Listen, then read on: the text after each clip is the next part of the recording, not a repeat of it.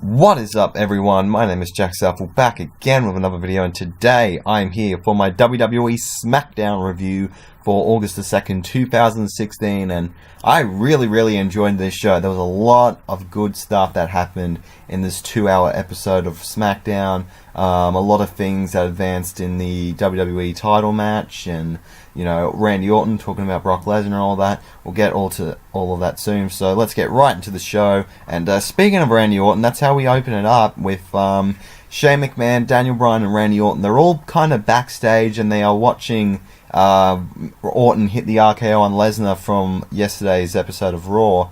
And Shane says, "Do you realize the repercussions we could have?" But besides all that, that was pretty friggin' awesome, so, and all that. And so Orton's like, wait, why is there a whole bunch of security there? And it's like, well, just in case Lesnar shows up or something. So, yeah, I'll talk about that more later.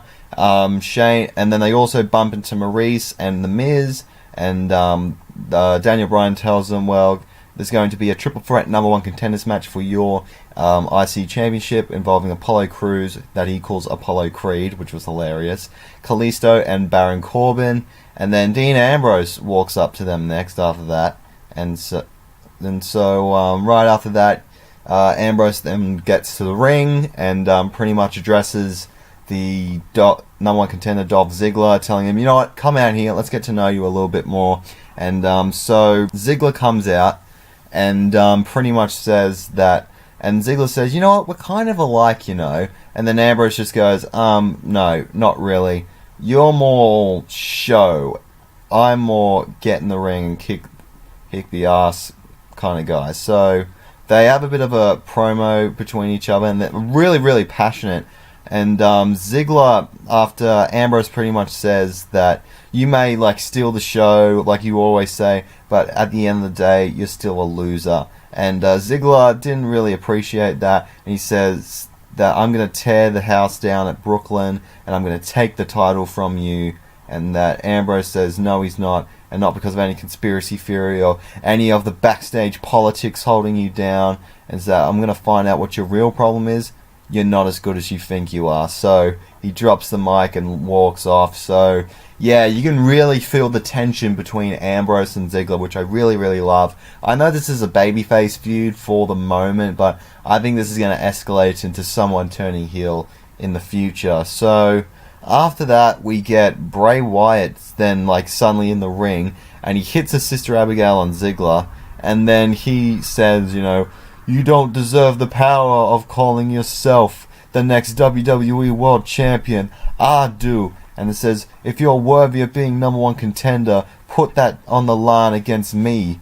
And if you lose, I can be #1 contender and all that. So, yeah, Bray Wyatt is, you know, what I love is that everyone wants that championship. They really want to go after that title, which I love. It means that makes the title a lot more prestigious in my eyes. So, and also a little bonus, when they walk out, and you know they have the little nameplate underneath it, SmackDown decided to change it up and have it to the side, and it shows their picture, shows their stats and all that, which I thought was really cool, and I hope SmackDown keeps that in the future.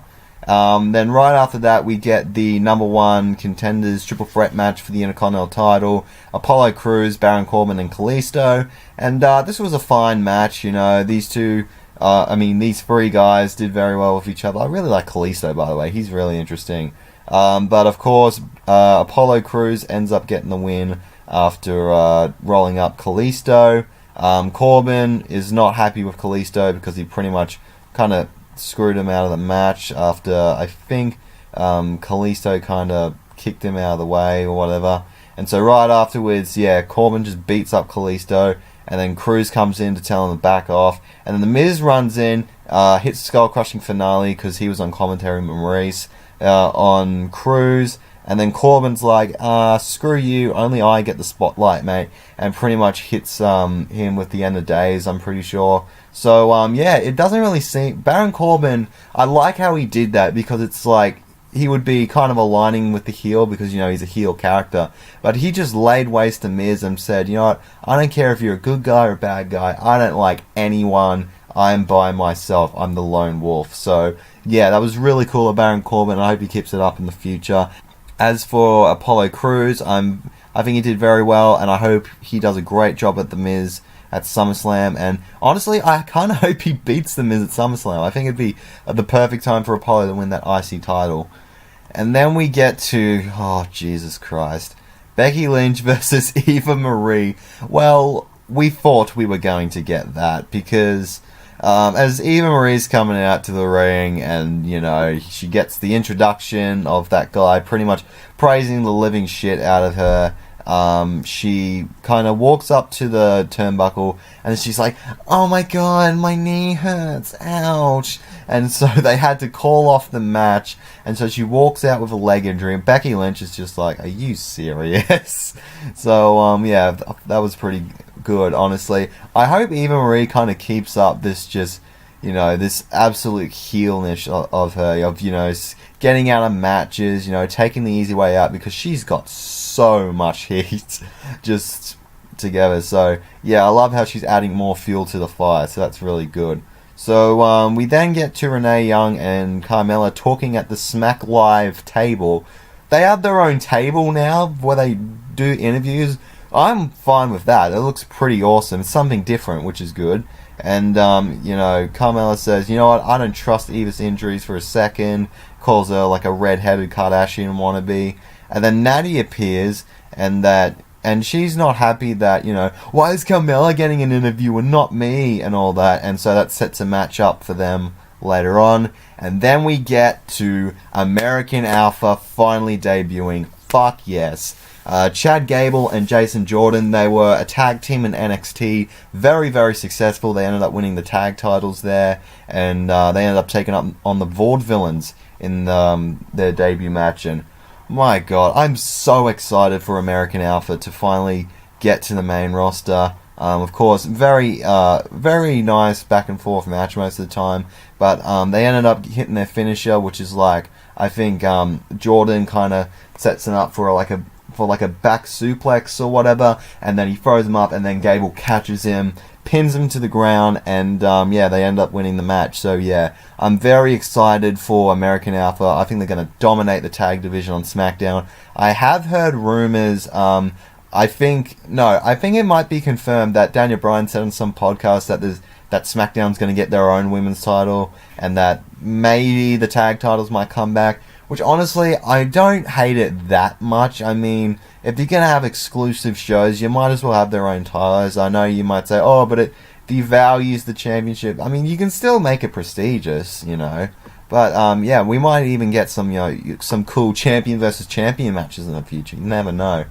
Then we had AJ Styles coming out to confront John Cena. And then John Cena immediately comes out before AJ can even say anything, and AJ says, you know what, after I was so rudely interrupted, Soccer Mom chant started up, and it was pretty good.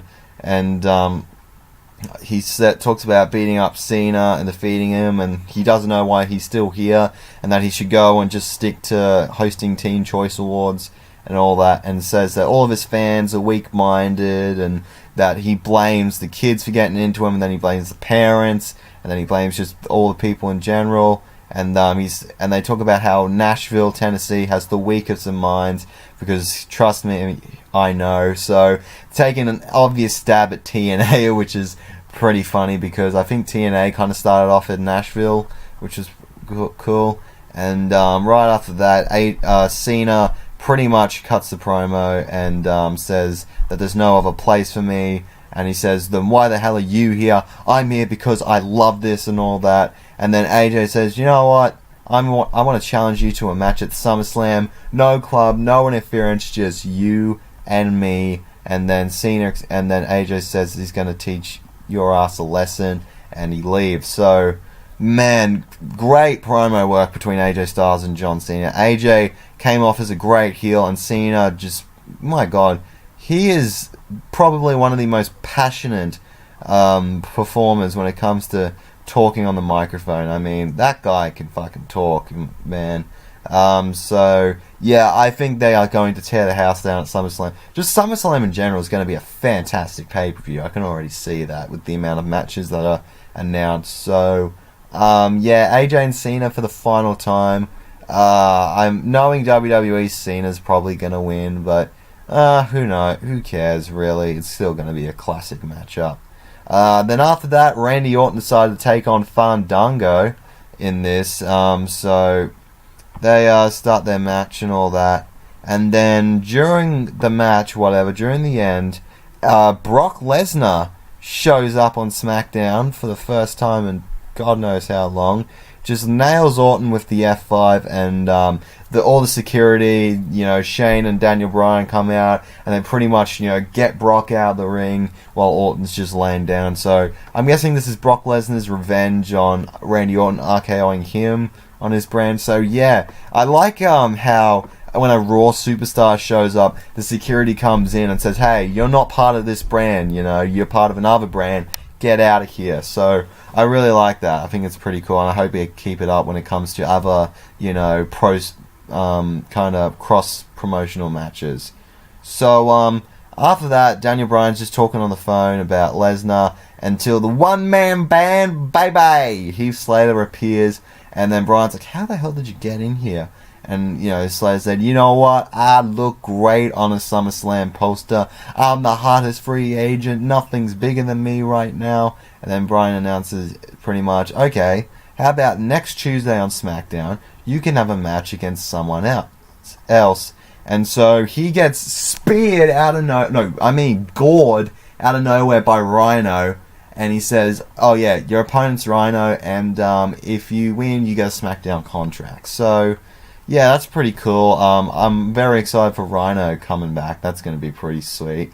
And also, they didn't say anything about Shelton Benjamin coming back, but he's going to be rad when he comes back. Then we get another SmackDown Live table panel thing with Renee and Ambrose, and that Ambrose pretty much feels weird about the whole set thing and how it's all different and all that. Talks about Dolph Ziggler and how he's going to possibly change his mood or whatever.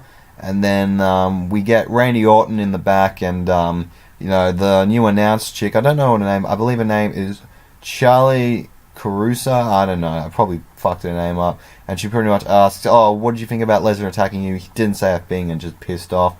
Then we get Natalya versus Carmella. Well, we were going to get Carmella versus Natalya because as Carmella's doing I'm the Queen of Staten Island and all that stuff, just Natalya clocks her in the back of the head, beats the shit out of her, and pretty much walks off. And then in the main event, we end up getting Dolph Ziggler versus Bray Wyatt. Beforehand, Dolph Ziggler, talked to Shane and Bryan, and they remind him, you're potentially giving up a WWE title shot, and that he has, and pretty much tells him, "Screw you," and leave. So, man, I think what could happen here is that Dolph Ziggler gets so crazy that people are saying, "Oh, you can't do this, you can't make it," that he just snaps, turns heel, and that's what goes in with Ziggler and Ambrose, which I think could work very well. So Dolph Ziggler and Bray Wyatt had a really good match between each other, lots of near falls. Bray Wyatt, Jesus Christ, hit a crazy clothesline